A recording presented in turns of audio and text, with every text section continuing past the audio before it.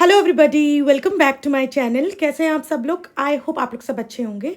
So I am back again with another video. आज हम इस वीडियो में कॉग्निटिव डिस्टॉर्शन पढ़ने वाले हैं। कॉग्निटिव डिस्टॉर्शन, जैसे कि आपने मेरे अगर पहले वाले वीडियोस देखे होंगे, उसमें मैंने सीबीटी आपको बताया है, cognitive behavioural therapy. Then we have discussed the ABC model and then REBT, rational emotive behaviour therapy. मैंने ये मॉडल डिस्कस करा है। CBT, ABC, REBT, ये तीनों ही चीज़ें, ये तीनों ही टॉपिक्स कहीं ना कहीं रिलेटेड हैं। और ये किस चीज़ से रिलेटेड है? हमारा कॉग्निटिव डिस्टॉर्शन। कॉग्निटिव डिस्टॉर्शन होता क्या है, उसको हम आज इस पर्टिकुलर वीडियो में डिटेल में पढ़ने वाले हैं। अगर आपको ये वीडियो पसंद आती है तो मेरे चैनल को सब्सक्राइब करना ना भूलिएगा। So without much ado, let's start this particular topic. How people feel is determined by the way in which they interpret situations rather than by the situations per se. इसका मतलब क्या हुआ? इसका मतलब ये है कि जो व्यक्ति क्या महसूस कर रहा है, कैसा फील कर रहा है, ये इस पे निर्भर नहीं करता कि वो सिचुएशन क्या है, वो एनवायरनमेंट क्या है जिससे वो घिरा हुआ है, बल्कि ये इस पे निर्भर करता है कि उस एनवायरनमेंट या उस सिचुएशन को उसने कैसे समझा है।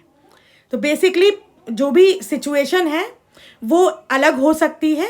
उस सिचुएशन को हम जैसे समझ रहे हैं वो डिफरेंट हो सकता है, और उस वो जो समझा है हमने, जो इंटरप्रेट करा है, उस इंटरप्रिटेशन के बाद ही हम उस सिचुएशन को वैसा फील करते हैं। ठीक है, ये स्टेटमेंट दिया था एरन बेक ने, और यही स्टेटमेंट कहीं ना कहीं कॉग्निटिव डिस्टॉर्शन का फाउंडेशन या बेस हम बोल सकते हैं। अब रही बात कॉग्निटिव डिस्टॉर्शन की, तो कॉग्निटिव डिस्टॉर्शन दो वर्ड से मिलके बना है। पहला है cognition. Cognitive is cognition, distortion is distortion. Cognition का मतलब क्या होता है? कॉग्निशन का मतलब है कि हमारा बेसिकली मेंटल प्रोसेस, हम लोग अपने माइंड से जो जो चीज़ें करते हैं, सोचना, समझना, याद रखना, मेमोराइज करना, डिसीजन मेकिंग, क्रिटिकल थिंकिंग, ये सारी चीज़ें हमारे माइंड में चलती हैं। ये हमारा कॉग्निशन का पार्ट है। Perception, memory, attention, problem solving, हमारा लैंग्वेज, ये सब क्या है? कॉग्निशन है। डिस्टॉर्शन का मतलब क्या हुआ? डिस्टॉर्शन का मतलब है कि कोई चीज़ का अपनी असली फॉर्म, शेप या मीनिंग से बदल जाना। सिंपल, कोई भी सिचुएशन या कोई भी चीज़ है, एक उसका एक असली फॉर्म होगा या उसका कोई एक रियल मीनिंग, ओरिजिनल मीनिंग होगा, ओरिजिनल फॉर्म होगा। उससे अगर वो चीज़ हट जाती है तो वो मतलब वो चीज़ डिस्टॉर्टेड है। ठीक है, अब इन दोनों को मिला दिया तो मतलब हमारा मेंटल प्रोसेस डिस्टॉर्टेड है, हमारा मेंटल प्रोसेस गड़बड़ी में है। अब वो कैसे है गड़बड़ी में, इसको हम आगे समझेंगे। कॉग्निटिव डिस्टॉर्शन का क्या मतलब है? आई होप आपको इतना समझ में आया होगा। कॉग्निटिव डिस्टॉर्शन मतलब कि हम जिस तरीके से सोच रहे हैं, जिस तरीके से समझ रहे हैं, जिस तरीके से हमारा जो नज़रिया है सिचुएशंस को लेकर, लोगों को लेकर, वो रियलिटी में कुछ और है, लेकिन हमारा नज़रिया कुछ और है, और वो रियलिटी से हट कर है, वो गड़बड़ है। वो गड़बड़ हम लोग क्यों बोल रहे हैं कि वो नज़रिया गड़बड़ है? क्योंकि उस नज़रिए की वजह से हमको कुछ प्रॉब्लम्स आ रही हैं, इसलिए हम बोल रहे हैं वो गड़बड़ है। अगर भले ही रियलिटी और हमारा नज़रिया अलग है, लेकिन वो नज़रिया हमको कोई प्रॉब्लम नहीं दे रहा है, हमारी डेली फंक्शनिंग में हमको कोई दिक्कत नहीं आ रही उस नज़रिए से, तो वो डिस्टॉर्शन नहीं है। लेकिन अगर रियलिटी से हटके हमारा जो नज़रिया है रियलिटी को जानने का, पहचानने का, समझने का, उस नज़रिए से हमको as a person, as a human being daily functioning में दिक्कत आ रही है।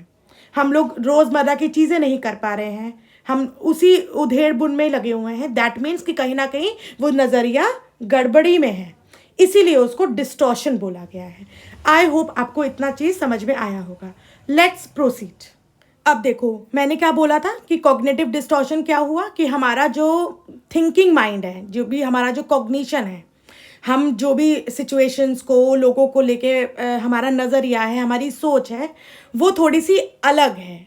और वो जो अलग सोच है वो गड़बड़ सोच है, क्योंकि उस सोच की वजह से हमको प्रॉब्लम हो रही है, इसलिए उसको हम गड़बड़ बोल रहे हैं। अगर प्रॉब्लम नहीं हो रही होती तो हम उसको गड़बड़ या डिस्टॉर्शन नहीं बोल रहे होते। ठीक है, तो अगर हम उसको टेक्निकल मीनिंग में समझे तो कॉग्निटिव डिस्टॉर्शन क्या हुआ?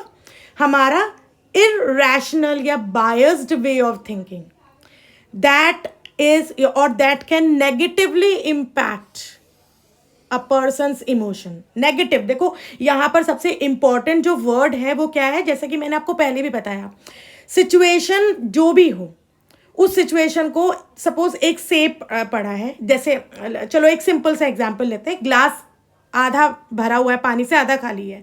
बहुत नॉर्मली हमने ये एग्जांपल सुना होगा कि हम गिलास को आधा खाली भी देख सकते हैं, हम गिलास को आधा भरा हुआ भी देख सकते हैं। It depends person to person, सबका अपना एक नज़रिया होता है एक सिचुएशन को देखने का। सिचुएशन सेम होती है, लेकिन तीन लोग उसको अलग अलग तरीके से अपने माइंड में अलग तरीके से उसको समझते हैं। समझने में प्रॉब्लम नहीं है कि आपने अलग तरीके से समझा। प्रॉब्लम कहाँ आती है?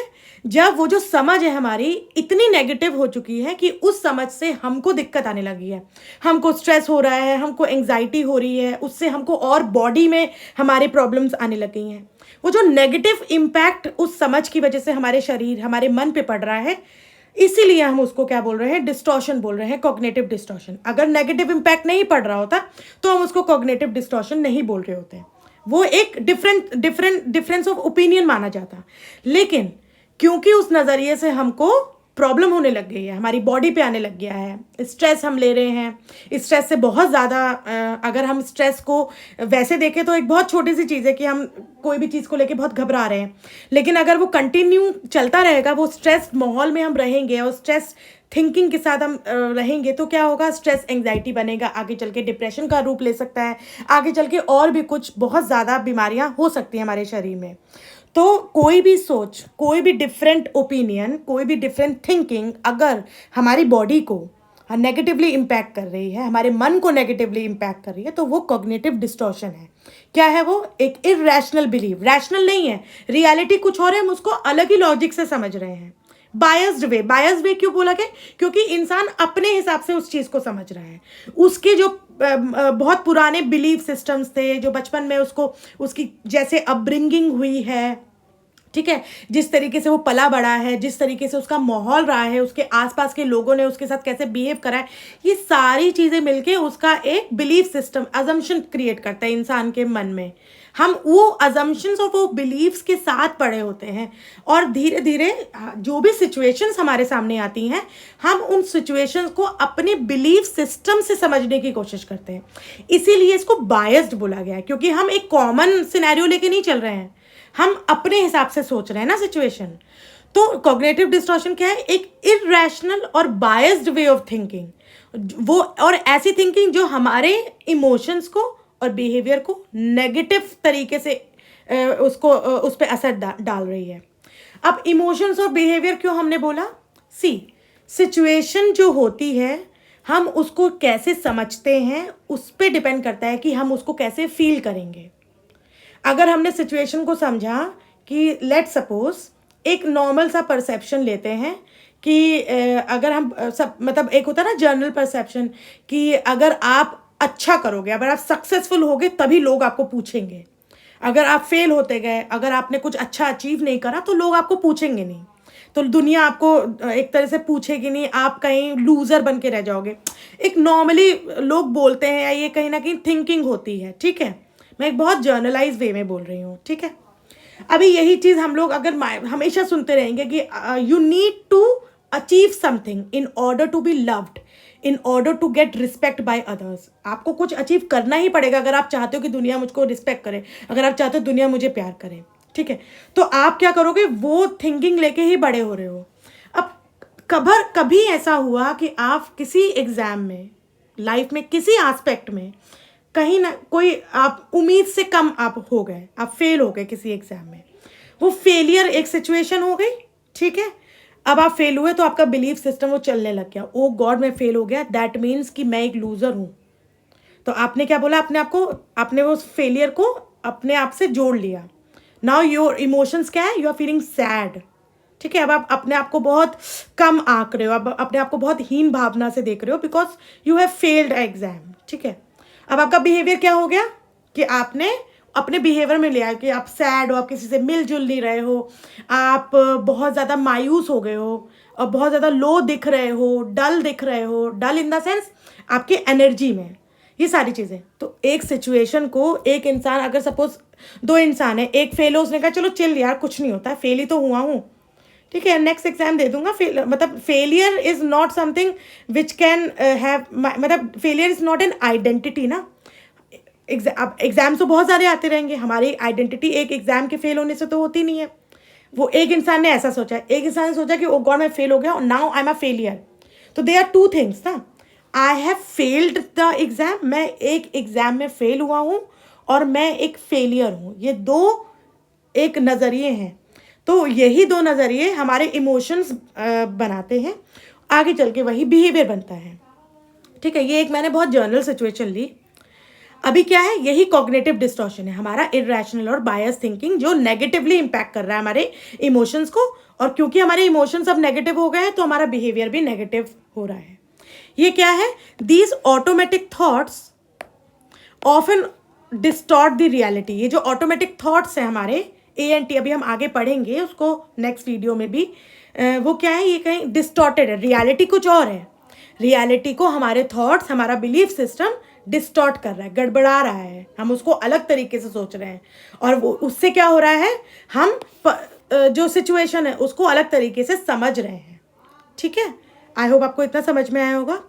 कॉग्निटिव डिस्टॉर्शन बहुत इंपॉर्टेंट कॉन्सेप्ट है CBT का, कॉग्निटिव बिहेवियर थेरेपी, क्योंकि हम कॉग्निटिव बिहेवियरल थेरेपी में जो भी व्यक्ति है, जो भी इशू से गुजर रहा है, उसके कॉग्निटिव डिस्टॉर्शंस को ही ख़त्म करने की कोशिश करते हैं, ताकि उसके कॉग्निटिव डिस्टॉर्शंस की वजह से जो उसको एंग्जाइटी हो रही है या उसको कोई मेंटल हेल्थ इशू आ रहा है वो ख़त्म हो सके।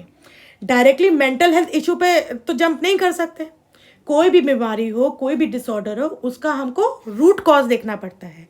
तो यहाँ पर जो भी मेंटल हेल्थ इशू है, अगर हम कॉग्निटिव बिहेवियरल थेरेपी की बात करें तो क्या होगा, कोई मेंटल हेल्थ इशू है उसके पीछे कहीं ना कहीं एक negative thinking, negative automatic thoughts, हमारे जो कॉग्निटिव डिस्टॉर्शन है वो बैठा हुआ है, उसी पे हम फोकस करते हैं। और जब हमारा कॉग्निटिव डिस्टॉर्शन खत्म हो जाता है तो धीरे धीरे हमारी एंग्जाइटी खत्म हो जाती है, स्ट्रेस खत्म हो जाता है, या कोई और मेंटल इशू है वो खत्म हो जाता है। आई होप आपको इतना समझ में आया होगा। अब CBT की बात कर रहे हैं तो बिल्डिंग ब्लॉक्स है CBT के, जिसमें पहला है कॉग्निटिव डिस्टॉर्शन, जिसको हम आज पढ़ रहे हैं। Then we have cognitive triad, schemas, ANT, automatic negative thoughts, physical sensation and feelings. ये सारी चीज़ें मिलके कॉग्निटिव बिहेवियर थेरेपी में हम यूज़ करते हैं, ताकि हम मेंटल इश्यूज़ को, मेंटल प्रॉब्लम्स को क्या कर सके, सॉल्व कर सके। तो आज हम इस टॉपिक में, इस वीडियो में कॉग्निटिव डिस्टॉर्शन हम सीख रहे हैं या डिस्कस कर रहे हैं। नेक्स्ट वीडियो में आपको ये सारी की सारी चीज़ें एक साथ समझा दूंगी, क्योंकि ये सारी चीज़ें cognitive triad, schema, ANT, physical sensation, feeling, all are related. Although cognitive distortion भी रिलेटेड है, but it is a kind of a big topic, एक थोड़ा सा बड़ा टॉपिक है, इसलिए मैंने इसको एक सेपरेट वीडियो में रखा है। Moving on two types of cognitive distortion. अभी तक हमने देखा, अभी समझा कि नेगेटिव थॉट पैटर्न होता है, कुछ तो हम सिचुएशन को कुछ तो गलत नज़रिए से देखते हैं, समझते हैं, और फिर हमारे साथ कुछ गलत होता है ना, अभी ऐसा ही कुछ हमने समझा। अभी कितने टाइप्स के वो गलत नज़रिए हो सकते हैं, इसको अब हम समझेंगे। पहला है all or none thinking, then we have over generalization, then we have mental filtering, disqualifying positive, disqualifying negative. ठीक है, ये सारे कॉग्निटिव डिस्टॉर्शंस हैं, और हम, आप, मैं, हम में से सब लोग कहीं ना कहीं किसी एक तो एटलीस्ट कॉग्निटिव डिस्टॉर्शन को हमने अपने माइंड में रखा होगा, हमने नेगेटिवली इस टाइप का नज़रिया हमारे माइंड में रहा होगा, एंड विच इज़ नॉर्मल, क्योंकि सिचुएशंस, लाइफ है, अप्स एंड डाउन होते रहते हैं। तो ऐसा नहीं है कि हम कभी कुछ नेगेटिव सोच ही नहीं सकते। बस हमारे अंदर इतनी शक्ति, इतनी क्षमता होनी चाहिए कि हमको पता हो कि हम नेगेटिव सोच रहे हैं, और हमको ये भी पता हो कि हम उसको नेगेटिव से पॉजिटिव कैसे करना है। और यही जो थेरेपिस्ट होते हैं, जो साइकोलॉजिस्ट होते हैं, इसी पे काम करते हैं। Coming back to this particular topic, all or none thinking हो गया, overgeneralization, mental filtering, disqualifying positive, disqualifying negative, jumping to conclusion, magnification, minimization, emotional reasoning, should statement, labeling and mislabeling, personalization. Actually ये यहाँ पर नहीं आएगा, I am sorry. Then blaming, fallacy of fairness and heavens and reward fallacy. ये magnification and catastrophising, ये दो अलग अलग टॉपिक है, ऑल्दो रिलेटेड है, थोड़ा सा इसमें हल्का सा डिफरेंस है, कहीं ना कहीं दोनों सिमिलर ही हैं, इसलिए इसको हम अलग अलग पढ़ेंगे. तो अभी हम 1 by 1 ये सारे के सारे कॉग्निटिव डिस्टॉर्शंस को डिस्कस करने वाले हैं. तो पहला कॉग्निटिव डिस्टॉर्शन है ऑल और नन थिंकिंग. मतलब एक्सट्रीम में सोचना, या तो बहुत अच्छा सोचना या बहुत ही खराब सोचना, black and white thinking. Viewing this situation in extreme absolute terms with no middle ground. मतलब बैलेंस, तो बीच का तो कुछ रास्ता है ही नहीं. इधर हम ये या तो ये सोच रहे हैं या फिर अलग कुछ गलत सोच रहे हैं. मतलब इधर आई am thinking black or I am thinking white. There is nothing like grey in this situation, in this conditioning or thinking. Example क्या है? If I don't succeed in this project I am a total failure. मतलब अगर मैं एक exam में fail हो गया, इसका मतलब है मैं पूरा का पूरा फेलियर हूँ. अगर मेरे पार्टनर ने मेरे साथ अग्री नहीं करा, अगर मेरा पार्टनर मेरे साथ किसी टॉपिक पे अग्री नहीं कर रहा है, तो मैं एक्सट्रीम सोच रहा हूँ, मतलब वो मुझसे प्यार ही नहीं करता है. मैंने ये सोच लिया, तो ये क्या हुआ? This is all or none thinking. Agree करेगा तो प्यार करता है, अग्री नहीं कर रहा तो प्यार नहीं करता है. ठीक है. अब ऐसा तो है नहीं. देखो, दो अलग अलग पार्टनर्स हैं तो दो अलग अलग इंसान हैं, दोनों की अपनी अपनी थिंकिंग है. ठीक है. अब कभी एक टॉपिक पे आप अलग सोच सकते हो, वो अलग सोच सकता है. आई एम सॉरी. तो इसका मतलब ये तो नहीं है कि वो आपसे प्यार ही नहीं करता. लेकिन जब ऑल और नन थिंकिंग में हम आते हैं, हम ऐसा सोचते हैं, तो हम यही एक्सट्रीम में जाते हैं. अगर वो मेरे से अग्री करेगा, दैट मीन्स वो मेरे से प्यार करता है. जहाँ उसने डिसअग्री करा, वहाँ मैं सोचने लग जाऊँगा, ये लग जाऊँगी कि नहीं, ये तो मुझसे प्यार नहीं करता, अब ये मुझे छोड़ के चला जाएगा. तो ये क्या है? All or none thinking. I hope आपको इतना समझ में आया होगा. Then we have overgeneralization, drawing broad conclusions based on a single event or piece of evidence. Example, I didn't do well in this presentation, so I will never be good at public. तो basically हम एक situation को generalise कर रहे हैं कि एक situation में हमने कुछ खराब करा, तो अब हमको लग रहा है कि अगर हम सेम सिचुएशन कभी और भी आएगी तो हम तब भी खराबी करने वाले हैं. समझ रहे हो आप? जैसे कि अगर मैंने इस प्रेजेंटेशन में अच्छा परफॉर्म नहीं करा, तो मतलब अब मैं कोई भी पब्लिक स्पीकिंग होगा वहाँ पर अच्छा परफॉर्म नहीं कर पाऊंगी. ये हम क्या कर रहे हैं? जर्नलाइज ही कर दे रहे हैं और ओवर जर्नलाइज कर रहे हैं. मैं किसी भी पब्लिक स्पीकिंग इवेंट पे चली जाऊंगी तो मैं अच्छा नहीं कर पाऊंगी, क्योंकि मैंने किसी एक प्रेजेंटेशन में खराब करा था. समझ रहे हो? तो this is over journalisation. This is, then we have mental filtering, focusing solely on the negative aspect of a situation while ignoring the positive. इसका मतलब एग्जाम्पल क्या है? My boss praised me for my work but mentioned one small error. That means I'm not good enough. अब यहाँ पर हम क्या कर रहे हैं? ये कहीं ना कहीं डिसक्वालीफाइंग पॉजिटिव और डिसक्वालीफाइंग नेगेटिव से रिलेटेड है कि हमने बहुत बड़ा कुछ सिचुएशन था, उससे हमने फिल्टर कर लिया. मतलब देखो, मेंटल फिल्टरिंग का मतलब क्या हुआ?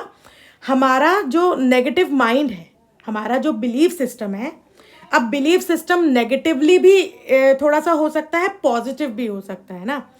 तो हमारा बिलीफ सिस्टम में बन चुका है. अब हमारे सामने एक सिचुएशन आई, अब वो सिचुएशन में 10 अच्छी चीज़ें हैं, लेकिन हमने क्या उठाया? वो एक जो 11वीं जो गलत चीज़ थी वो उठा के हम लेके बैठ गए कि भाई नहीं, ये मेरे साथ गलत हो गया. हम बाकी की 10 अच्छी चीज़ें नहीं देख रहे हैं. तो this is, we have filtered the situation according to our self. हमारा जो नेगेटिव माइंड है, उसकी वजह से हमने नेगेटिव को फिल्टर करके उस पर हम रोने बैठ गए. फिर आया हमारे पास disqualifying positive, disqualifying negative. Disqualifying positive का क्या है? Rejecting positive experiences by insisting don't count for some reason. Rejecting negative experience by insisting they are not worth unimportant for some reason. इसके एग्जाम्पल से समझते हैं हम.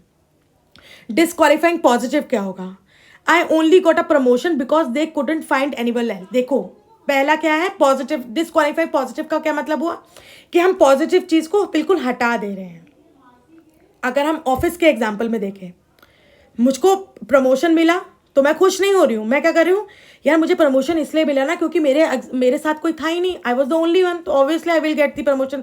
दैट मीन्स कि मुझे मेरे स्किल के बेसिस पे प्रमोशन थोड़ी ना मिला है, मुझे मिल गया क्योंकि मैं अंधे में काड़ा राजा, मतलब आई वॉज द ओनली वन, तो और किसको देते हैं। तो यहाँ पर मैं प्रमोशन के लिए खुश नहीं हो रही हूँ, मैं इसको बहुत नॉर्मली ले रही हूँ या नेगेटिवली ले रही हूँ कि क्या खुश होना, क्या वो करना, क्योंकि मतलब प्रमोशन मुझे, अगर मैं 4 लोगों को compete करके प्रमोट हुई होती तो शायद मैं खुश होती, लेकिन because I am the only one here और मुझे ही प्रमोशन मिला, तो उसमें मैं क्या खुश हूँ।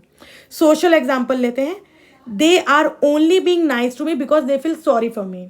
क्या कर रहे हैं, मैंने अपने आप को इतना विक्टिमाइज कर लिया है, मैंने अपने आप को इतना पिटी कर लिया है खुद के लिए कि अब जब लोग मुझसे एक्चुअली में अच्छे भी हैं तो मैं क्या सोच रही हूँ, ये इसलिए अच्छे क्योंकि इनको मेरे पे दया आ रही है, वो इसलिए अच्छे नहीं क्योंकि, मतलब देखो, people are nice to you because they something good in you ना, ऐसा तो है नहीं।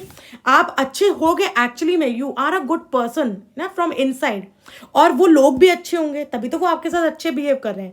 लेकिन आप ये चीज़ नहीं देख रहे हो कि आप अच्छे हो इसलिए वो अच्छे हैं, आप क्या देख रहे हो कि आप में कुछ तो ऐसा है जिसके सामने वाला पर्सन आपको पे दया खा रहा है, they are sympathising with you, that's why they are nice, they are, मतलब अदरवाइज वो आपके साथ नहीं होते, आपको अच्छा फील नहीं करवाता या वो आपके साथ अच्छे नहीं होते। आप क्या कर रहे हो, पॉजिटिव चीज़ों को भी कहीं ना कहीं नेगेटिव की नज़र से देख रहे हो, नेगेटिव का चश्मा लगा के देख रहे हो। अगर हम इसको पर्सनल अचीवमेंट से एग्जाम्पल दें, that success doesn't count, it was just a luck. मुझे एग्जाम में मैं पास हो गई और मैं क्या सोच रही हूँ, नहीं यार उस दिन ना मेरे सितारे, मतलब कुछ तो लकी थी मैं, नहीं तो पढ़ के तो मैं कुछ नहीं गई थी और मैं ऐसी ही तो चलो मैं पास हो गई। मैं ये नहीं सोच रही हूँ कि ऐसा हो सकता है कि मैंने बहुत अच्छे से आंसर लिखा हो, इसलिए जो टीचर था, एग्जामिनर था, उसने मुझे अच्छे मार्क्स दिए हों। मैं क्या सोच रही हूँ, मैं लकी थी, आई वॉज लकी इनफ, इसलिए मैं पास हुई, मैं अपने हार्डवर्क को काउंट ही नहीं कर रही हूँ। तो यहाँ पर आई एम डिसक्वालिफाइंग द पॉजिटिव, जो भी पॉजिटिव चीज़ें हैं उसको भी मैं नेगेटिव एस्पेक्ट्स या नेगेटिव तरीके से सोच के समझ के उसको अपने दिमाग में डाल रही हूँ, वैसा फील कर रही हूँ, वैसे ही बिहेव कर रही हूँ। नाउ कमिंग टू डिसक्वालिफाइंग नेगेटिव, अब इसका उल्टा हो गया नेगेटिव। क्या है, the criticism in my performance review doesn't matter, my boss is just in bad mood. मेरे बॉस ने मुझे बहुत क्रिटिसाइज करा, मैंने बहुत सिली मिस्टेक्स करी थी, उसने मुझे समझाया कि दिस इज़ नॉट डन शक्ति, आप देखो अब इसको वो कर लो, नहीं तो फिर नेक्स्ट टाइम आपका डिमोशन हो जाएगा या मैं आपको जॉब से निकाल सकता हूँ अगर आपने अपने आप को सुधारा नहीं। तो मैं क्या सोच रही हूँ, मैं उसके क्रिटिसिज्म को नहीं ले रही हूँ, मैं सोच रही हूँ अरे बॉस गलत मूड में था इसलिए उसने क्रिटिसाइज करा, मतलब मैं अपने आप को अच्छा ले रही हूँ। This is disqualifying the negative. Relationship क्या है, our relationship is perfect, those fights mean nothing. Relationship में इश्यूज आ रहे हैं तो कोई एक पर्सन क्या बोल रहा है कि वो इश्यूज तो कुछ नहीं होते यार, इट्स ओके है, उसको वो इग्नोर कर रहा है। वो इश्यूज, ज़रूरी तो नहीं है कि इश्यूज कुछ भी नहीं है, ऐसा भी हो सकता है ना कि आपका कोई बिहेवियर ऐसा कुछ प्रॉब्लमेटिक हो जो सामने वाले को प्रॉब्लम दे रहा हो और वो सामने वाला उसी चीज़ को सामने ला रहा है, एड्रेस कर रहा है और क्लैशेस हो रहे हैं, लेकिन आप क्या कर रहे हो, आप उसको इतना इंपॉर्टेंस ही नहीं दे रहे हो, तो आप वो नेगेटिव चीज़ को इंपॉर्टेंस नहीं दे रहे हो। हेल्थ एग्जाम्पल, दीज सिम्टम्स, आपको कोई सिम्टम्स शो हो रहे हैं लेकिन आप क्या कर रहे हो, उसको ऊपर ऊपर से देखे कह रहे अरे ठीक है यार होता रहता है, I don't need a doctor. बाद में जाके वो चीज़ एक बड़ी बीमारी का रूप ले सकती है। So both the cases, disqualifying negative हो या डिस्क्वालीफाइंग पॉजिटिव हो, हमको हमारी रियलिटी से दूर करता है और सूनर और लेटर कहीं ना कहीं हमको ये प्रॉब्लम्स देगा। डिस्क्वालीफाइंग पॉजिटिव कहीं ना कहीं हमको एट दैट मोमेंट ही प्रॉब्लम दे देगा, लेकिन डिस्क्वालीफाइंग नेगेटिव भले ही उस समय हमको प्रॉब्लम्स ना दे, लेकिन लेटर पीरियड में, लॉन्ग रन में ये भी हमको प्रॉब्लम्स देता है। Jumping to conclusion, directly conclusion पे ही जंप कर जाना। इसमें 2 टाइप से कॉग्निटिव डिस्टॉर्शंस होते हैं, mind reading, fortune telling. Mind reading क्या है, assuming you know what others are thinking without evidence. आपने सामने वाले को देखा और आप ऐसे कह रहे हो कि नहीं, इसने मुझ पर स्माइल पास नहीं करी, ये पक्का मुझे क्या कर रही है, डिसलाइक करती है। मेरे पार्टनर ने मेरा जो मैसेज था उसको लास्ट 1 घंटे से इग्नोर, मतलब उसने देखा नहीं, रिप्लाई नहीं करा। ऐसा हो सकता है कि आपका जो पार्टनर है वो कहीं काम में बिजी हो, कोई भी उसका वर्क हो सकता है, वो उस वजह से बिजी हो, इसलिए उसने आपका मैसेज को रिप्लाई नहीं करा। लेकिन आप क्या कर रहे हो, आपने अपने दिमाग में ये बिठा लिया है कि अब वो मुझे प्यार नहीं करता, ही और शी इज़ इग्नोरिंग मी, और मे बी वो किसी और से बात कर रहा है। आपके पार्टनर ने आपका कॉल नहीं उठाया। जैसे क्या होता है कि आप घर से बाहर गए हो, पेरेंट्स आपको कॉल कर रहे हो और आपने कॉल नहीं उठाया, तो कभी कभी आपके पेरेंट्स, मम्मा स्पेशली, क्या करती हैं, थोड़ा घबरा जाती है ना कि ओ गॉड उसने कॉल नहीं उठाया, कहीं कुछ गलत तो नहीं हो गया होगा कहीं। तो ये क्या है, माइंड रीडिंग है ना। आप क्या करो, आप सीधे ऐसे नेगेटिव कंक्लूजन पे पहुंच जा रहे हो। Fortune telling, predicting future negatively without proof. I just know this meeting will be disaster. मतलब आप क्या कर रहे हो, फ्यूचर को नेगेटिवली, आप एक तो प्रिडिक्ट कर रहे हो, ऊपर से वो भी नेगेटिव प्रेडिक्ट कर रहे हो। मतलब आपने पहले ही, अभी आप निकले भी नहीं हो घर से बाहर, आप पहले ही सोच के बैठे हो कि जैसे ही मैं सड़क पे जाऊंगा मेरा एक्सीडेंट हो जाएगा। तो क्या, fortune telling but negative way में, ठीक है।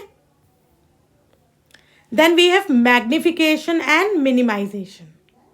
मैग्निफिकेशन एंड मिनिमाइजेशन बेसिकली क्या है, एग्जैजरेशन और उसको मिनिमाइज कर देना। किसी सिचुएशन को बिल्कुल बढ़ा चढ़ा के समझना, या किसी सिचुएशन को एकदम छोटा सा कर देना, वर्थलेस कर देना।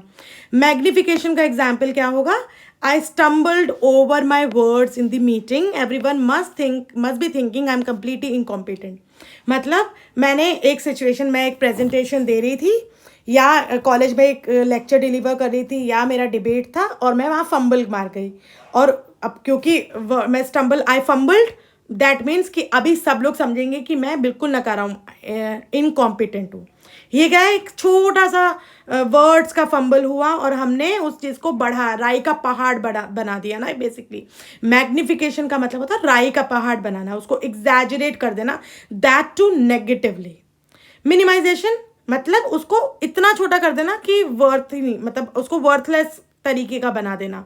I won an award but it's not that big for of a deal. तो मैं एक अवार्ड जीता, लेकिन अब वो जीता है तो मैं जीतने की खुशी नहीं मना रहा हूँ। मैं क्या कर रहा हूँ, उसको क्या कर रहा हूँ, अरे ठीक है अवार्ड ही तो है, व्हाट्स द बिग डील। तो मैं उसमें भी एक तरह के नेगेटिव एस्पेक्ट को ढूंढ के उसको बहुत छोटा कर दिया, उस पॉजिटिव चीज़ को। विनिंग एन अवार्ड, अब वो कितना भी कैसा भी अवार्ड हो, आपने कोई चीज़ जीती है, आप फर्स्ट, भले ही आप एक ऐसा कोई वर्ल्ड लेवल पे नहीं जीते हो, लेकिन कहीं ना कहीं आपने एक अवार्ड जीता है, तो आप अपने आप को अप्रिशिएट कर सकते हो। बट अगेन आप क्या कर रहे हो, अप्रिशिएट नहीं कर रहे हो, आप सोच रहे हो कि अरे छोटी सी चीज़ है, क्या अप्रिशिएट करना, और उसको मन में लेके बैठ जाना, नेगेटिवली बात करना, ठीक है। मैग्निफिकेशन और कैटास्ट्रोफाइजिंग में थोड़ा सा डिफरेंस है। मैग्निफिकेशन का मतलब होता है आप एग्जैजरेट कर रहे हो, आप बढ़ा रहे हो बात को।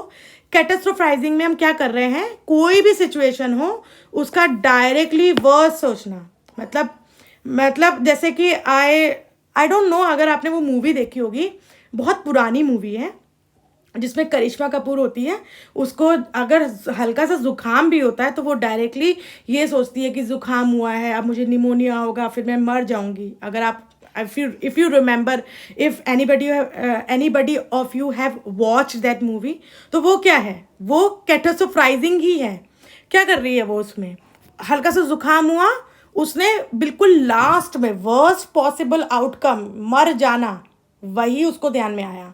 जुकाम तो बहुत नॉर्मल चीज़ है, 3-4 दिन में क्या हो जाता है, ख़त्म हो जाता है। लेकिन हमने क्या करा, ओ गॉड जुकाम हो गया, दैट मीन्स कि अब मुझे निमोनिया हो सकता है, अब मुझे ये हो सकता है, मुझे वो हो सकता है, अब मैं मर सकता हूँ, ऐसा सोचने लग जाना। If I make a mistake at work I will get fired, I lose everything. मैंने इधर एक गलती करी अपने जॉब में, उधर मुझे बॉस ने निकाल दिया, अब फिर और जैसे ही निकाला फिर मेरी दुनिया ख़त्म हो गई। अगर मैं एग्ज़ाम में फेल हो गया तो दैट मीन्स कि अब मैं कभी कुछ नहीं कर पाऊँगा या कर पाऊँगी, I am good for nothing. मतलब बिल्कुल वर्स्ट सोचना, दिस इज़ कैटास्ट्रोफाइजिंग, ठीक है। इन दोनों का डिफरेंस क्या है, catastrophizing focuses on predicting extreme negative, ठीक है, ये एकदम वर्स्ट तक जाके हम प्रिडिक्ट कर, हम नेगेटिव सोच रहे हैं। लेकिन मैग्निफिकेशन में क्या है, कोई भी सिचुएशन को एग्जैजरेट करना, उसको बढ़ाना। हालांकि ये भी नेगेटिव बढ़ाना है, लेकिन हम उसको बढ़ा रहे हैं। तो magnification is more about exaggerating the significance of the event और mistake, however they often overlap as magnification can lead to catastrophizing. तो कहीं ना कहीं दोनों इंटरकनेक्टेड ही हैं। मैग्निफिकेशन को हम जितना ज़्यादा बढ़ाते रहेंगे, हम कहीं ना कहीं वर्स्ट पॉसिबल जो रिजल्ट हो सकता है उस पर कहीं ना कहीं पहुंच ही जाएंगे। आई होप आपको यहाँ तक ना समझ में आया होगा। Then we have emotional reasoning, believing that if you feel something it must be true. मतलब कि आप कुछ अगर सोच रहे हो या अचानक से आपको, लेट सपोज कि आप एक दिन एंक्शस हो, तो आपको लग रहा है कि मैं एंक्शस हूँ, आज कुछ बुरा होने वाला है, मुझे हिचकी आ रही है या मेरी आंख फड़क रही है, तो आज कुछ तो पक्का बुरा होने वाला है। हम लोग ऐसे सोचते हैं ना, तो हम क्या कर रहे हैं, इमोशनली कोई सिचुएशन, कोई एस्पेक्ट को रीजन कर रहे हैं, उसको पे लॉजिक ढूंढ रहे हैं, and that too negatively. Should statement, should statement का मतलब क्या है, using rigid rules about how you और अदर्स शुड बिहेव। हमको मतलब जैसे हम जो भी सिचुएशन है हमको ऐसे करना चाहिए, I should be doing this, I should succeed in every exam, in every aspect of life in order to be loved by people, I should always be productive, if I am not I am lazy. वैसा तो है नहीं, कभी once in a while आप महीने के 30 दिन, हफ्ते के 7 दिन प्रोडक्टिव तो नहीं रह सकते। कभी होता है, कभी यू फील लेथार्जिक, आपको मन नहीं है, आप बस ऐसे ही टोन डाउन करना चाह रहे हो, आप ऐसे ही लेटना चाह रहे हो, रिलैक्स करना चाह रहे हो। दैट डज नॉट मीन कि आप नकारा हो, आप लेजी हो, आप कामचोर हो। इट जस्ट मीन कि आप रिलैक्स कर रहे हो। बट शुड स्टेटमेंट में आप अपने आप को इतना रिजिड रीजनिंग्स देते हो कि अब आप क्या रीजनिंग दे रहे हो कि आपको हमेशा प्रोडक्टिव रहना है और आपको हमेशा काम करते रहना है। एक दिन भी अगर आपने छुट्टी ली, आपने खुद को ही मान लिया कि आप फिर नकारा हो।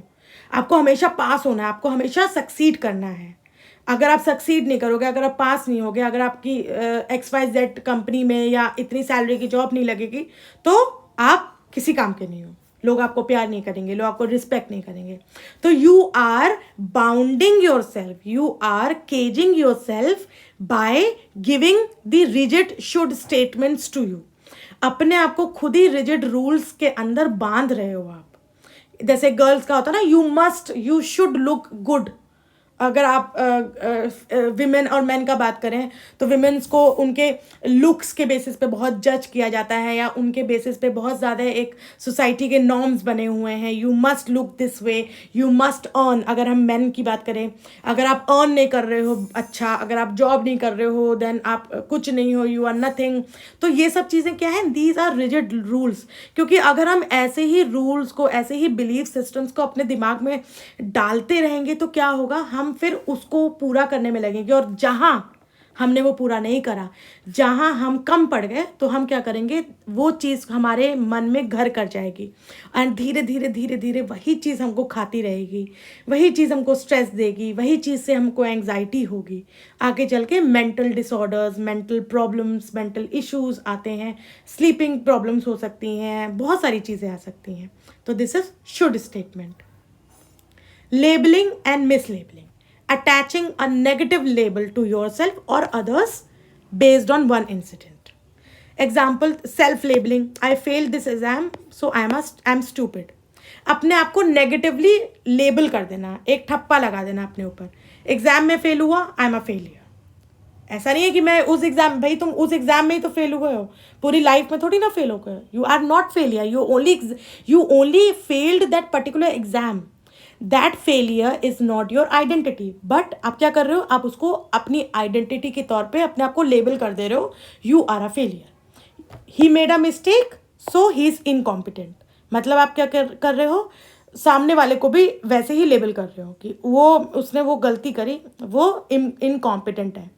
किसी को अगर इंग्लिश बोलनी नहीं आती, दैट डज नॉट मीन कि वो उसको कुछ नहीं आता है, ठीक है। लेकिन इंग्लिश को हमने इतना ज़्यादा बढ़ाया हुआ है, इतना ज़्यादा हवा बनाया हुआ है कि लोगों के मन में एक खौफ है कि अगर वो इंग्लिश में बात करने लगेंगे तो पहले तो उनका डर मुंह से बाहर निकलता है, तो डर इतना ज़्यादा होता है कि आता आता इंसान भी घबरा जाता है। तो ये क्या है, we are labelling our self, oh God मुझे इंग्लिश नहीं आती है, ओ गॉड मैं अगर इतना सा मैंने ये चीज़ नहीं करी तो फिर तो मैं पूरा फेलियर हूँ, मुझे इंग्लिश नहीं आती, लोग मुझे जज करेंगे, मुझे समझेंगे कि मुझे इंग्लिश नहीं आती है तो दैट मीन्स कि मैं इनकॉम्पिटेंट हूँ, मैंने कुछ अचीव नहीं करा। ऐसे बहुत सारे लेबल्स होते हैं जो हम अपने आप को भी and at the same time हम दूसरों को भी वैसे लेबल्स देते हैं, and these are mostly in a negative way, क्योंकि हम कॉग्निटिव डिस्टॉर्शंस पढ़ रहे हैं ना, तो हम नेगेटिव की तरफ ज़्यादा देखेंगे, एंड नेगेटिव वे में जो लेबल्स होते हैं वही हमको इम्पैक्ट हमारे सोच में, हमारे मन को बहुत ज़्यादा प्रभाव डालते हैं सारी चीज़ें। Personalisation, taking responsibility of event outside of your control, मतलब कि खुद पे हर चीज़ ले लेना। It rain during the event, I should have check the weather, मतलब कि आप एक इवेंट मैनेजर हो, आप ठीक है आपने नहीं ध्यान दिया कि बारिश होने वाली थी लेकिन हो गई, तो अकेले आपकी गलती नहीं है, देयर और मतलब बहुत सारे लोग होंगे, तो आपने उस चीज़ को अपने ऊपर ले लिया। आपके घर में कोई प्रॉब्लम क्रिएट हुई, आपके घर में कोई एक सिचुएशन आई, नेगेटिव सिचुएशन, अब आपने अपने ऊपर ले लिया, ओ गॉड मैं अच्छी बहन, अच्छी बीवी, अच्छी माँ नहीं बन पाई क्योंकि ये हुआ, मेरे रहते ही कैसे हो गया, दैट मीन्स कि मैं इनकॉम्पिटेंट हूँ। पर्सनलाइज कर देना सारी सिचुएशन, सारे इवेंट्स जिस पे आपका कंट्रोल भी नहीं है, ठीक है, उसको भी आपने आप खुद पे ले लिया, that is personalisation. Then we have blaming, holding others responsible for your feeling, basically इसको हम बोल सकते हैं displacement.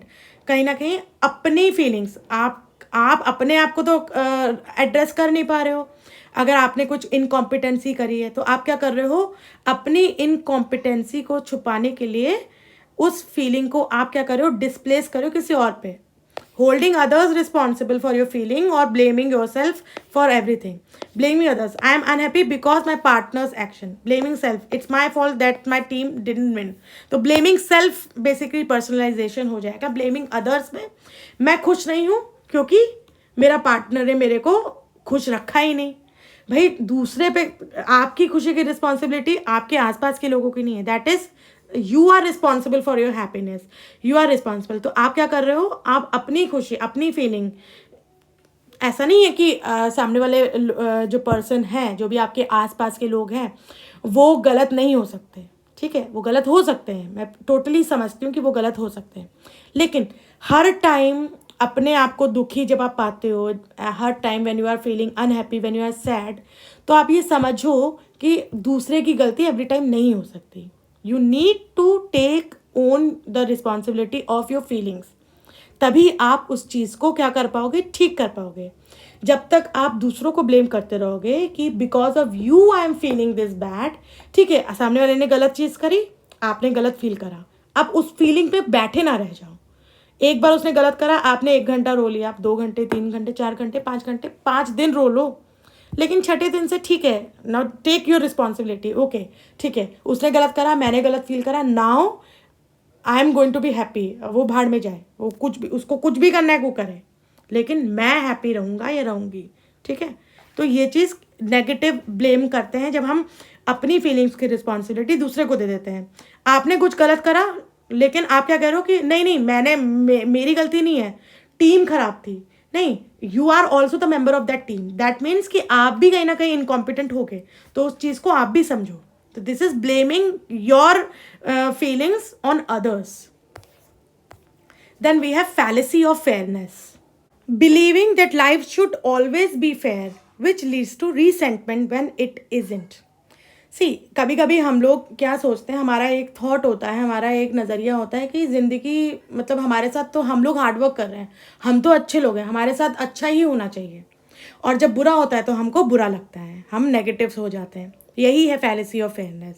We can't expect everything to be good always ना, भले ही हम कितने अच्छे हों, भले ही हमने कितना हार्डवर्क करा हो, हमारा हार्डवर्क कभी ऐसा हो सकता है कि एक पर्टिकुलर एग्जाम में हम बहुत पढ़े लेकिन हम फेल हो गए, एक पर्टिकुलर एस्पेक्ट में हमने बहुत अच्छा, we are very good people, हम सबकी बहुत हेल्प करते हैं, हम सबको बहुत सेल्फलेसली हेल्प करते हैं, we are kind, we are good, लेकिन ऐसा हो सकता है कि कुछ गलत लोग हों जिन्होंने हमारे साथ कुछ गलत करा हो, तो हम फिर क्या करते हैं, उस एक लूप में चले जाते हैं कि हम अच्छे थे, हमारे साथ बुरा कैसे हो सकता है। तो जब हम ये सोचते हैं हमारे साथ बुरा कैसे हो सकता है, दैट मीन्स कि हम पहले से मान के बैठे कि हमारे साथ तो अच्छा होना चाहिए, बट ये तो गलत है ना। लाइफ तो अनप्रिडिक्टेबल है, तो हम पहले से अगर अच्छी चीज़ मान के चलेंगे, पॉजिटिव सोचना अलग अच्छी चीज़ है कि आप पॉजिटिव रहो, लेकिन अगर नेगेटिव होता है तो उसको भी पॉजिटिवली एक्सेप्ट करना चाहिए। तो हम यहाँ पर क्या करते हैं, हम पॉजिटिवली एक्सेप्ट नहीं कर रहे हैं। वी आर थिंकिंग कि हम अच्छा, हमारे साथ अच्छा होना चाहिए, गुड, अच्छे लोगों के साथ अच्छा होना चाहिए, लेकिन अगर आपके साथ बुरा होता है तो आप फिर उस चीज़ को अपने ऊपर ले लेते हो कि मतलब how can it be possible. हम लोग कभी कभी होता है ना कि मैं इतना अच्छा था, मेरे साथ उसने ऐसा कैसे कर दिया, मतलब क्यों मेरे साथ ही हमेशा होता है, why life is not fair for me, सबके साथ तो अच्छा होता है, मेरे साथ तो क्या हो रहा है कि इससे हम सैडनेस के मोड में जा रहे हैं, रिसेंटमेंट के मोड में जा रहे हैं, और वो एक नेगेटिव एस्पेक्ट होता है, नेगेटिव इम्पैक्ट क्रिएट करता है हमारे जहन में, हमारे मन में, और वो धीरे धीरे हमारे इमोशंस में आता है, फिर बिहेवियर में आने लगता है। Heaven's reward fallacy, expecting that self sacrifice और hard work will always be rewarded. दोनों चीज़ें कहीं ना कहीं कनेक्टेड है। मतलब हम ये सोच के चलते हैं कि अगर हम बिल्कुल सेक्रीफाइसल मोड में रहेंगे, अपने अपने अपनी खुशियों को पहले ना रख के हम दूसरों को आगे करेंगे, हम हार्ड वर्क करेंगे, तो हमको हमेशा अच्छी चीज़ें मिलेंगी, we will always be rewarded. But sometimes it's not that possible. मतलब ऐसे, मतलब ज़रूरी नहीं है ना कि आप अगर सेक्रीफाइजल मोड में हो, अगर आप अपनी खुशियों का गला घोट रहे हो, आप दूसरों को, अपने आसपास के लोगों को, अपने परिवार को सामने रख रहे हो, अपने आप को पीछे रख रहे हो, तो आपको रिवॉर्ड मिलेगा। कभी कभी हो सकता है कि रिवॉर्ड ना मिले, देन तो आप क्या करोगे, तो आप फिर दुखी होगे। आप क्या करोगे, आप मन में कहीं ना कहीं वो चीज़ बिठा लोगे कि मैं इतना हार्डवर्क करा था, मैंने तो इतना सैक्रिफाइस करा, तो मुझे तो रिकग्निशन मिलना चाहिए था, बट मुझे तो रिकग्निशन नहीं मिल रहा है, मुझे तो शाबाशी नहीं मिल रही, मुझे तो अप्रिसिएशन नहीं मिल रहा, उल्टा मेरे साथ गलत हो रहा है। तो ये चीज़ नेगेटिव हम सोच रहे हैं, एंड नेगेटिव सोचने के बाद फिर हमारे बिहेवियर में भी ये चीज़ नेगेटिव आती है। Control fallacy, believing you have total control over everything and no control at all. Internal control, if people aren't happy, it's my fault. तो यहाँ पर क्या हो रहा है, हम क्या कर रहे हैं, या तो हम ये सोच रहे हैं कि हम सिचुएशन को पूरा कंट्रोल कर सकते हैं या बिल्कुल कंट्रोल नहीं कर सकते। इफ़ पीपल आंट हैप्पी, अगर लोग, मेरे आसपास के लोग खुश नहीं हैं, दैट मीन्स कि ये मेरी गलती है, मेरे होते हुए वो कैसे खुश नहीं है, तो that means I am at fault. और एक्सटर्नल कंट्रोल क्या हुआ, there is nothing I can do to change the situation. तो हम क्या कर रहे हैं, हम यहाँ तो उस पर्टिकुलर सिचुएशन को अपने हाथ में लेने की कोशिश कर रहे हैं कि वो गलत सिचुएशन हुई तो यानी मेरी वजह से हुई, तो मैं गलत हूँ। यहाँ पर हम क्या कर रहे हैं, वो गलत सिचुएशन हुई तो अब मैं कुछ नहीं कर सकता, तो अब मैं बैठ के रोऊंगा। दोनों चीज़ें मैं अपने ऊपर कर रहा हूँ, या तो इंटरनली कंट्रोल कर रहा हूँ या अपने कंट्रोल से हटा दे रहा हूँ, लेकिन दोनों ही एस्पेक्ट में हम नेगेटिवली उस चीज़ को सोच रहे हैं, समझ रहे हैं, फील कर रहे हैं। Now these were the cognitive distortions. I hope आपको समझ में आ गए होंगे। अगर कहीं डाउट हो, please feel free to ask me in the comment section. अब हम देखते हैं थोड़ा बहुत कि कॉग्निटिव डिस्टॉर्शंस मेंटल हेल्थ को अफेक्ट कैसे करते हैं। ये नेगेटिव कॉग्निटिव डिस्टॉर्शंस क्या है, contribute to negative thought pattern. Negatively हम सोचना शुरू कर देते हैं, इमोशनली डिस्ट्रेस हो जाते हैं, ठीक है, और इमोशनल डिस्ट्रेस हमारे बिहेवियर में आ जाता है, और वो जो बिहेवियर है फिर वो एंग्जाइटी, डिप्रेशन या लो सेल्फ एस्टीम का रूप ले लेता है, ठीक है। एंग्जाइटी किससे हो सकती है, देखो, all or none thinking, कैटास्ट्रोफाइजिंग, emotional reasoning, ये सारी चीज़ें जो हैं कहीं ना कहीं डिप्रेशन की ओर हमको ले जाती हैं। फॉर्च्यून टेलिंग, कैटास्ट्रोफाइजिंग, ओवर जनरलाइजेशन, ये भी एंग्जाइटी और डिप्रेशन कहीं ना कहीं इंटरकनेक्टेड है। आप एंक्शियस होते हो, धीरे धीरे अगर वो मोड ऑन रहे तो you will obviously will go to depressive mode. Low self esteem, अपने आप में ही, खुद पे ही हर चीज़ कि आपकी वजह से हुआ जो हुआ, हमेशा आप ही गलत हो। मतलब अगर कोई सिचुएशन है तो आप अपने ऊपर ले लो कि मेरा ही फॉल्ट है, ये कैसे हो सकता है, that means I am wrong. मतलब अगर आपका पार्टनर आपको छोड़ के चला गया या आपका ब्रेकअप हो गया, तो आप क्या कर रहे हो कि आप ये सोच रहे हो कि नहीं, मेरे ही अंदर कमी थी ना, तभी तो वो गया, ऑब्वियसली। तो आप अपने आप को गलत कर रहे हो हर लिहाज में। इससे क्या हो रहा है, आप अपने आप को कम आंक रहे हो, then you are indulging into this thought pattern कि आपका सेल्फ एस्टीम लो हो गया है। अपने आप को लेबल कर देना है कि you are a loser, you are a failure, mental filtering कर देना, ये सारी चीज़ें लो एस्टीम की तरफ जाती हैं। अब कॉग्निटिव डिस्टॉर्शन को एड्रेस कैसे करें, मतलब समझे कैसे। सबसे पहले तो ये समझो कि डिस्टॉर्शन कौन सा है, कहाँ है। आप देखो कौन सी थिंकिंग आपकी ऐसी है जो डिस्टॉर्टेड है, जो गड़बड़ है, जिसकी वजह से कहीं ना कहीं आपको वो प्रॉब्लम हो रही है। फिर उस थॉट को चैलेंज करो। अगर आपको लग रहा है, अगर आप you are in that mode कि आपने एग्जाम में आप फेल हुए and you are thinking you are a failure, that means that failure, that labelling your self is distorted thought. Then आप उस थॉट को चैलेंज करो, अपने आप को बोलो मैं ये क्यों सोच रहा हूँ यार, एक ही एग्ज़ाम तो फेल हुआ हूँ, इसके ऐसा थोड़ी ना कि मैं आगे ज़िंदगी भर फेल ही होता रहूँगा। अब मैं और अच्छे से पढ़ूंगा, मैं एक एग्ज़ाम में फेल हुआ तो मैं आगे वाले एग्ज़ाम में पास हो जाऊँगा। तो थॉट्स को चैलेंज करो, थॉट्स को समझो, उस थॉट को रिप्लेस करो। रिप्लेस मतलब चेंज करो। जैसे कि I failed in this exam, now I am a total failure. No, I failed in this exam, ठीक है, आई एक्सेप्ट, मैंने शायद कहीं ना कहीं कमी रह गई होगी, अब मैं और पढ़ूंगा, अच्छे से पढ़ूंगा, अपना पूरा स्टडी का टेक्निक चेंज करूंगा, स्ट्रैटेजी चेंज करूंगा और मैं पास होके दिखाऊंगा। This is reframing the thought.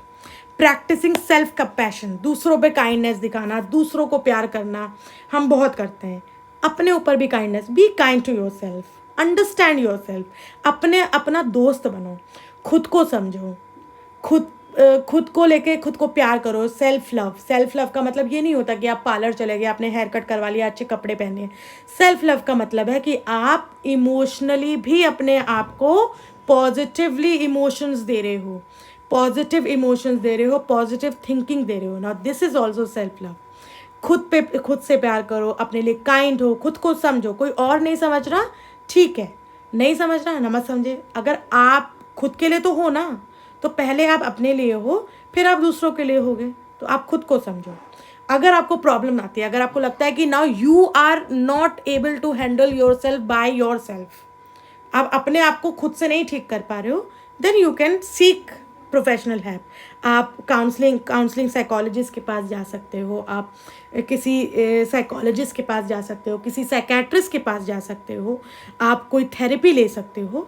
So these are the ways जिस तरीके से आप अपने कॉग्निटिव डिस्टॉर्शन, नेगेटिव डिस्टॉर्शंस को एड्रेस करके ठीक कर सकते हो। आई होप आपको ये वाला वीडियो पसंद आया होगा। Thank you so much for watching. And अगर आपको वीडियो पसंद आया है तो मेरे चैनल को सब्सक्राइब करना ना भूलिएगा। कोई क्वेरी हो please feel free to ask me in the comment section. Next video लेके मैं जल्दी आऊँगी। Till then keep learning, stay connected, bye bye.